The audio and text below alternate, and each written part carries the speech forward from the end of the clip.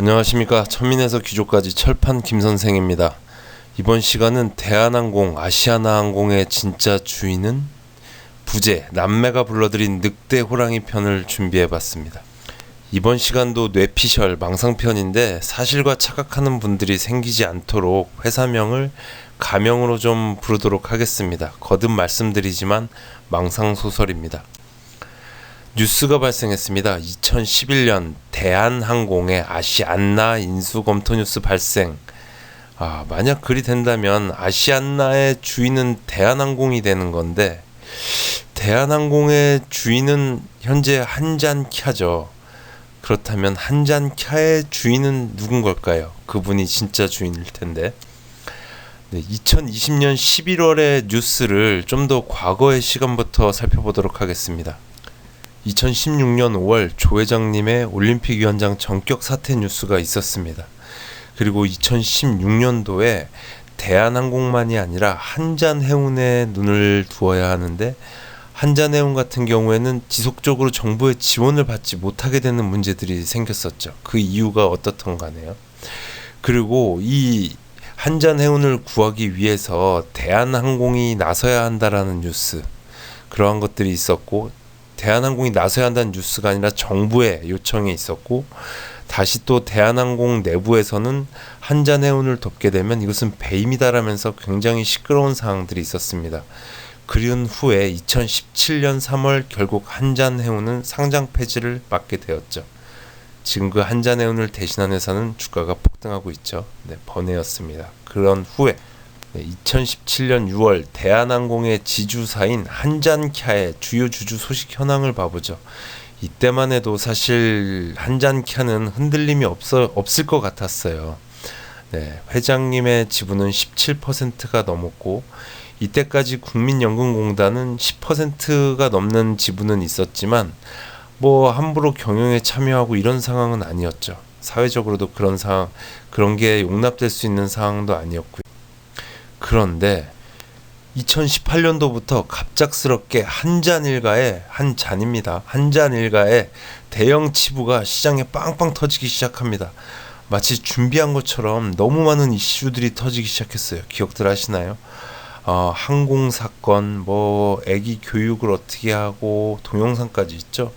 물컵이 어쨌고, 운전기사가 뭔가 문제를 당하고, 또 밀수 사건 등등 어마어마했습니다. 그런 후에는 굉장히 유명한 정치인이셨던 분이 갑자기 시청률이 그것도 꽤 나오는 방송에서 국민들에게 조언을 주시는 거예요.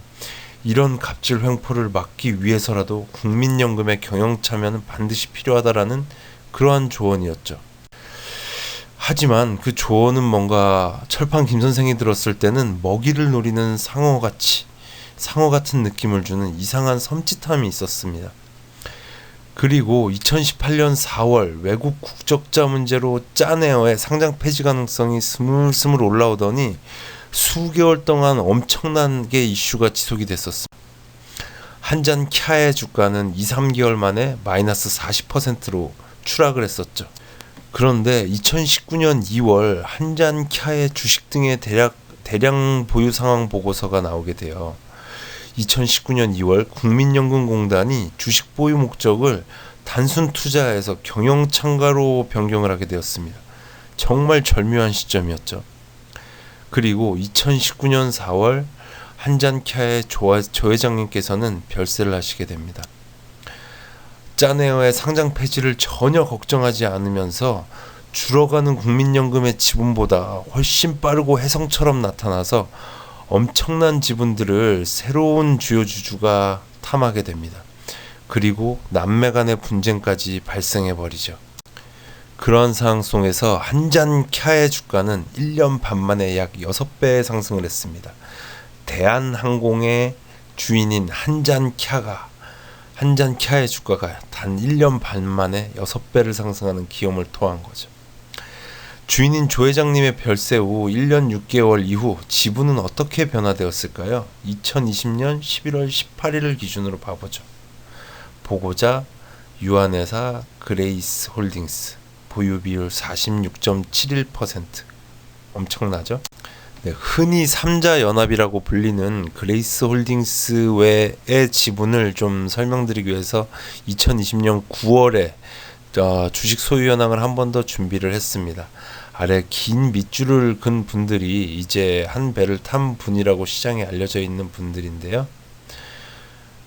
그 지분을 보게 되면 조땡땡님 6.49%, 그레이스 홀딩스 외 19.55%, 대우개발의 19.2%입니다. 다 더하면 대략 비슷해지죠? 뭐 약간의 차이가 있지만 그런 부분들이야 뭐 감안할 만하니까. 이 상황을 보면 남매 간의 분쟁이었는데 다른 입장에서 바라보게 되면 이 남매 간의 분쟁에 있어서 동생분께서 혹시라도 늑대에게 도움을 청하신 건 아니었는지 하는 걱정이 듭니다. 이제 삼자연합을 늑대라고 느끼시게 될 지금의 회장님은 아시안나와 한잔 캬를 지키실 새로운 아이디어로 새로운 우군의 지원을 선택하시게 되는데요. 바로 한국산업은행이라는 지원군입니다. 유중에 참여하고 교환사채를 인수해서 앞서 보신 엄청 높은 삼자연합보다도 높아지는 지분율을 갖게 될 수 있는 그림을 그리신 거죠. 산업은행에 8천억 원을 한잔캬에 투입하고 한잔캬는 다시 대한항공에 돈을 금전을 대여하고 대한항공은 이 돈을 바탕으로 아시안나를 인수하는 거죠. 결국 지금의 회장님은 경영권도 방어하고 아시안나까지도 인수하게 되는 두 마리의 토끼를 잡으실 수 있을까요? 제가 이렇게까지 회사명을 이상한 이름으로 부르는 거는 망상이기 때문입니다. 혹시라도 진짜로 생각하시는 분들이 있을까 봐요. 우군으로 한국산업은행을 끌어들이면서 지금의 회장님은 뭐를 줬을까요? 네, 바로 본인이 보유하신 6.5% 지분 전부를 담보로 주셨네요. 시장 가격에. 기억하실지 모르겠습니다. 불과 몇 개월 전이었던 것 같은데 H땡땡이가 조 단위로 추가 할인을 해줘도 아시안나 인수를 안 했었어요. 네, 포기했었습니다. 그런데 대한항공이 산업은행 지원을 통해서 아시안나를 인수한다는 뉴스. 산업은행은 윤리경영을 위한 7대 의무조항을 부여했고 그 내용은 조 회장 지분 담보로 경영성과가 미흡하면 경영일선을 퇴진하는 구조다. 또 어쩌고 저쩌고 이미 처분 권한을 갖고 뚝뚝뚝뚝 그러한 계약이다. 네, 그러한 계약이 불합리하다라고 하며 다시 그레이스 홀딩스의 7명은 삼자연합이라고 불리죠. 소송을 또 제기를 합니다. 유상증자 신주발행을 금지한다라는 내용의 이제 소송이 제기된 것. 남매 간의 분쟁이 이번에 또 다른 입장에서 바라보게 될 땐 오빠분이 늑대가 아닌 호랑이에게 도움을 청하신 걸로 보일 수 있진 않을까요? 시간이 좀 더 흐른 후에 아시안나, 대한항공, 한잔캬의 진정한 주인은 지금의 회장님이실까요? 아니면 다른 누군가일까요? 지금의 회장님은 회사를 지키실 묘수를 갖고 계신 것인지 아니면 늑대와 호랑이에게 이미 먹히고 계신 것을 모르시는 건 아닌지 궁금해지네요. 회사 이름을 매우 유치하게 바꿔서 방송했었는데요. 이것은 정말 뇌피셜 소설이기 때문이었습니다. 오해가 없으시길 바라면서요. 미래에 대해서 알지 못하고 주가에 대해서 조언 아닌 조언을 하는 철판 김선생이었습니다. 감사합니다.